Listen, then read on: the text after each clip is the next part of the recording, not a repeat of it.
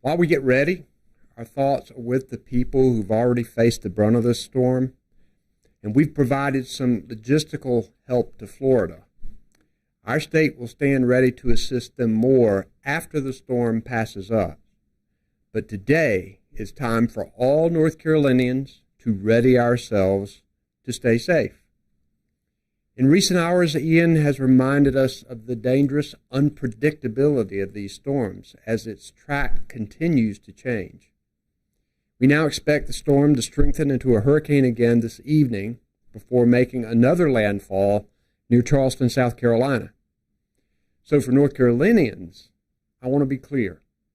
This storm can still be dangerous and even deadly.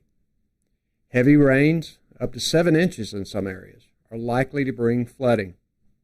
Landslides are a threat in our mountains, and there's a chance of tornadoes statewide.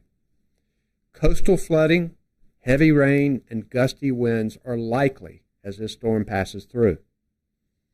And remember, it was only 13 months ago that Tropical Storm Fred brought destruction and death to our mountains in western North Carolina. That storm killed 6 people and damaged 125 homes, along with more than 200 roads and bridges.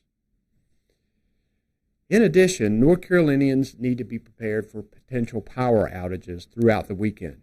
And if you haven't already, it's time to make sure that your family is prepared. It's a good idea to have multiple ways to receive emergency information, like a battery-powered radio or a cell phone, so you can receive storm weather watches and warnings. Need to gather emergency supplies like non-perishable food, water, and flashlights in case you lose power. If you already have an emergency kit, now it's a good time to check for the batteries and refresh your supplies. If you don't have an emergency kit, the readync.gov, that's readync.gov website, will tell you how to assemble it. Also, it's good to plan to have a place to go if you have to leave your home. Most important, don't drive through water on the roads. Many people have died in past storms when their vehicles were caught in floodwaters. We're seeing people right now being rescued from cars in Florida. Don't take the chance. If a road is flooded, turn around, find a different route. If you can't see the pavement beneath the water, then there's likely a problem. Yesterday, I declared a state of emergency to help us prepare and respond to this storm. This activates the state's emergency operation plan. It eases rules to help with the transport of fuel and critical supplies, including crops and livestock, and it protects consumers from price gouging. It also allows us to seek federal assistance and reimbursement if that becomes necessary.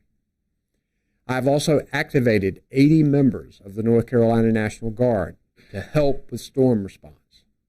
Some of these men and women will be equipped with high-clearance vehicles to move people and resources safely in flooded areas.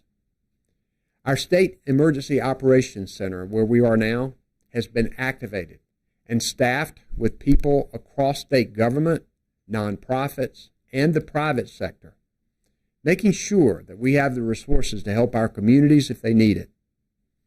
Today we have with us Emergency Management Director Will Ray, Public Safety Secretary Eddie Buffalo, Transportation Secretary Eric Boyette, Colonel Freddie Johnson, the commander of the North Carolina State Highway Patrol, and Major General Todd Hunt, the Adjutant General of the North Carolina National Guard.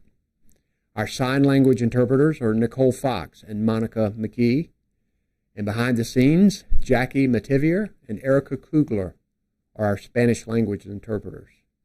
I'll now turn it over to Director Ray.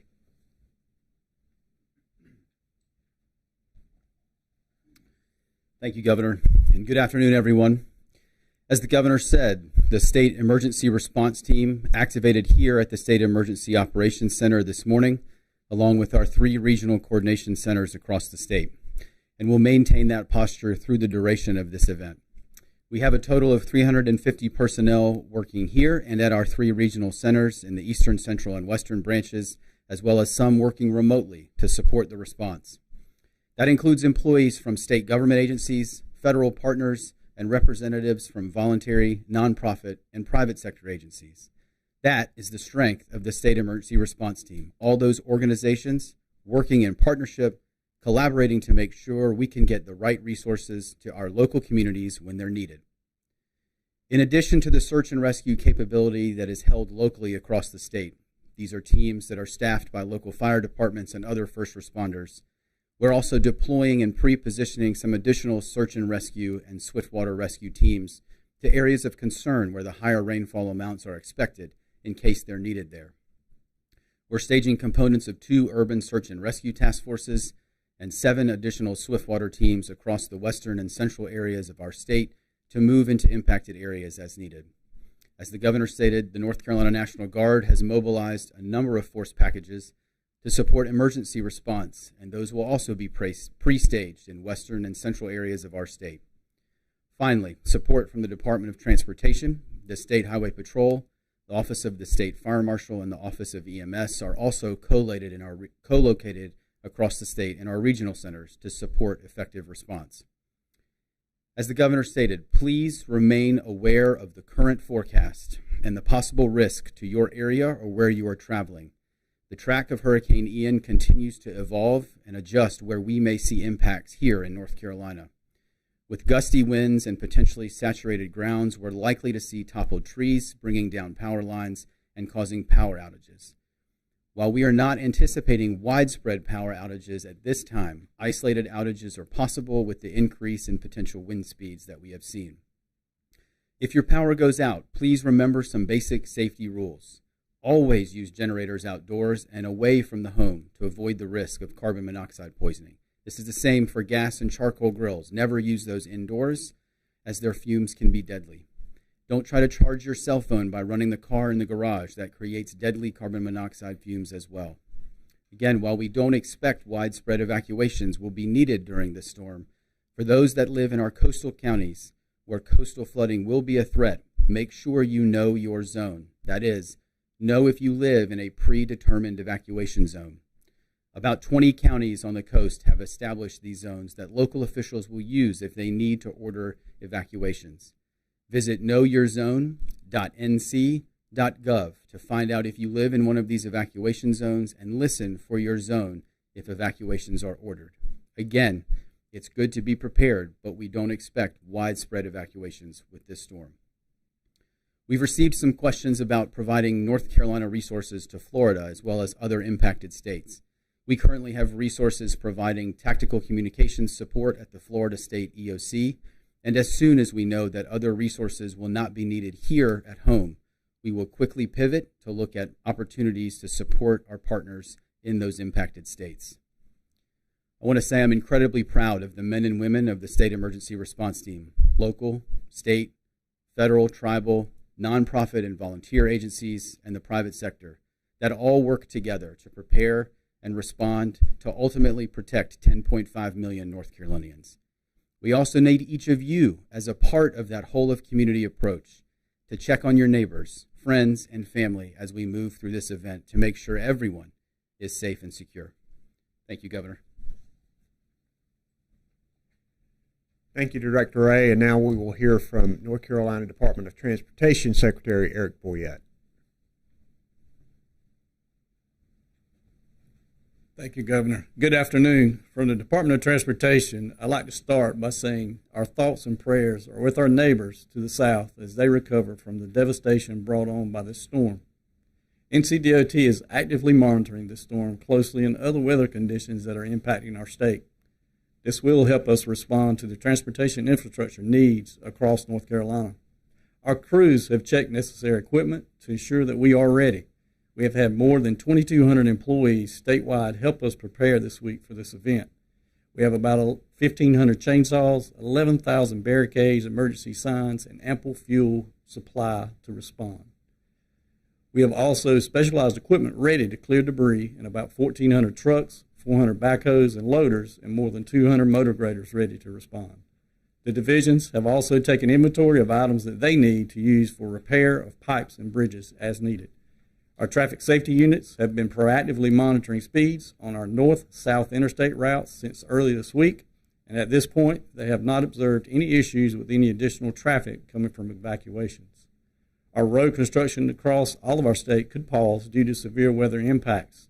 In the east, the Ocracoke Express, our passenger ferry for the 2022 season, ended early yesterday due to potential impacts to the Outer Banks.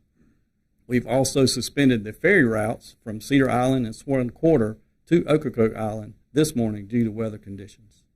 Due to the anticipated use of high winds, our Ports Authority will pause vessel operations Friday in Wilmington and Morehead City.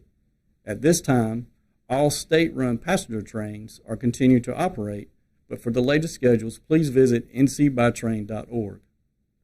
Looking ahead, once the damage is assessed, we will work to get our roads open swiftly as possible using our contract partners as needed. Safety is always our number one priority, and we want to make sure everyone stays off the roads in the storm-affected areas. Please don't drive through roads with standing water. Turn around, don't drown. Never drive around barricades. The barricades are there to protect you. Please be patient, and we always encourage you to look at and visit NC or drivenc.gov for the most up-to-date information on travel conditions. Again, thank you, and please be safe. Governor. Thank you, Secretary Boyette. If you guys have questions, we have microphones on both sides of the room, and there will also be, we'll take questions from people who may have called in. In addition to Director Ray and Secretary Boyette, we have Secretary Buffalo, Commander Johnson, and General Hunt here to take questions as well. Any questions, guys? My name is Evan Siri with Spectrum News 1. Thanks for taking my question. How has what has transpired in Florida affected strategies here for preparation for this storm? We know that these storms can be unpredictable and their strength can be so impactful. We know the plan, unfortunately, here in North Carolina. We have a lot of experience having gone through these storms. And so I think we are ready across the board. We know, too, that even though this storm will lose strength by the time it reaches North Carolina, that even tropical or subtropical storms with heavy rains and wind can cause severe damage and death in North Carolina. So we're going to be ready. We also, once this storm passes here and we make sure that we've got the resources we need, we will help provide more resources to Florida if they need them. John Vaughn with the News and Observer. You all mentioned watching it and potential changes once it reaches here. What kind of plans are in place for potential emergency shelters if it doesn't track exactly where everyone thinks it's going, and other response? Yeah, there's at least one county that's talking about putting together an emergency shelter, but I'll let Director Ray address that specifically. So thank you for that question, Dawn. I think, as you said, and as we've talked about, we are going to see probably some continued shifts and evolution of where this storm will actually make landfall in South Carolina tomorrow. I think making sure that this team is here, that we are all working together, closely monitoring it, is going to allow us to quickly pivot and adjust and see if that storm does enter South Carolina in a more northern area that impacts in our southeastern part of the state a different way, or central part of the state a different way, to be able to have those partners here ready to move those resources around, particularly as it relates to immediate emergency sheltering, I think is going to be critical. We've had a lot of discussion over the course of this week. It has ramped up today with our local partners, with our local emergency management officials, on what they're looking at from both a need and staffing standpoint to be able to support emergency sheltering. Again, we have one county that has kind of proactively leaned forward and is looking at potentially opening one tonight. That's pending, I think, discussion with the county leadership. We know there's discussion with many other counties about what may be needed based on storm track, and understanding that as we move through the rest of today and into tonight, we still have a significant amount of time for this storm to continue to shift and evolve. So again, I think to me, this reinforces why we need to have this forward lean, why the State Emergency Operations Center needed to be activated proactively today to make sure that we have those partners in this building and in our regional centers so that as we see what the impact will be on the ground, we can quickly move the right resource around. And for people thinking about the next days ahead, is it primarily tomorrow is the most concerned as far as North Carolina's impact? So right now we will start to see impacts tomorrow through the day into the evening.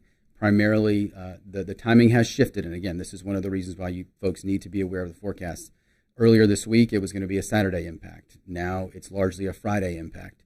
We will see some lingering parts of the system move through the state Saturday into Sunday, so there will be additional rainfall and precipitation and risk from weather through the weekend. But the bulk of the weather and the risk that we're talking about right now from either the western part of the state or on the coast is going to really be concentrated right now, tomorrow and tomorrow night. I just wanted to clarify regarding the pre-positioning the crews. It sounded like they're primarily in the western and central parts of the state. Is anything going on in the eastern part of the state, or are you all just not expecting the eastern part to be as heavily impacted as the central and western parts? So I think a couple of things. Great question. A couple of things. One, there are a significant amount of search and rescue and swiftwater rescue capabilities that we have across our counties, across North Carolina, especially in the eastern part of the state. One of the reasons we picked the task forces that we did to move to western North Carolina was to leave some of the capability organic to those areas in eastern North Carolina. Additionally, not knowing exactly where the storm will track into North Carolina and what those impacts may be, having the team stationed in central North Carolina along the major throughways are going to allow us to move them either direction. If we see the major risk or threat occurring because of landslides and flash flooding in the mountains, we already have some pre-positioned there, but to be able to move some that are staged in the Triad area that direction would be one possibility. Other direction to the east. Again, that's going to be determined based on final track into the state, what impact we're seeing, as well as what the local jurisdictions identify are their gaps or needs. Because again, we have some incredible local public safety agencies in the state that do incredible work every day and have done a really great job at building capacity, especially around search and rescue and swiftwater. Do we have any questions on the phone?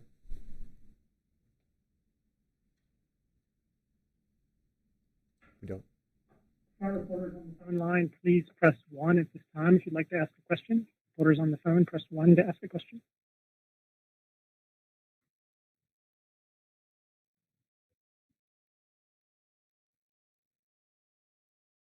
Don't see any hands at this time, Governor. Okay. Thank you very much for joining us today. Everybody stay safe out there.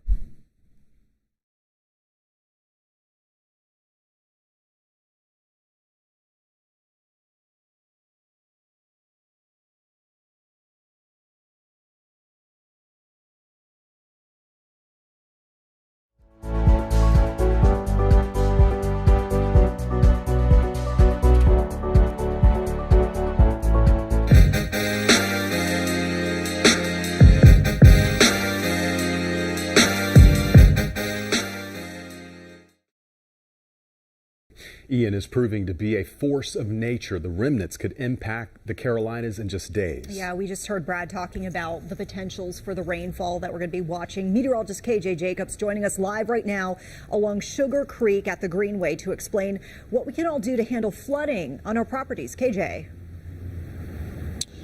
Vanessa, creeks are at a safe level tonight for anyone who may be walking or running along the Greenway, but I can't say the same for this weekend. Flooding ranks number 2 in weather-related fatalities in the U.S. and the costliest natural disaster in Mecklenburg County. 2, 3, 5 inches of rain possible with this storm. That could cause considerable flooding. Timing is everything. If the rain occurs over a short period of time, John Wendell with Charlotte-Mecklenburg Stormwater Services says that floodwater is likely. We maintain the named creeks like Little Sugar, Briar Creek, McDowell Creek, and we have crews going out checking our typical hot spots where blockages occur. With more than 100,000 storm drains in Charlotte, Wendell is asking residents to help clear out clogged drains and make way for incoming rain. Do it from the curbside, going out and cleaning it out, all out. But if you live on a busy street and you feel uncomfortable about cleaning out that storm drain, you could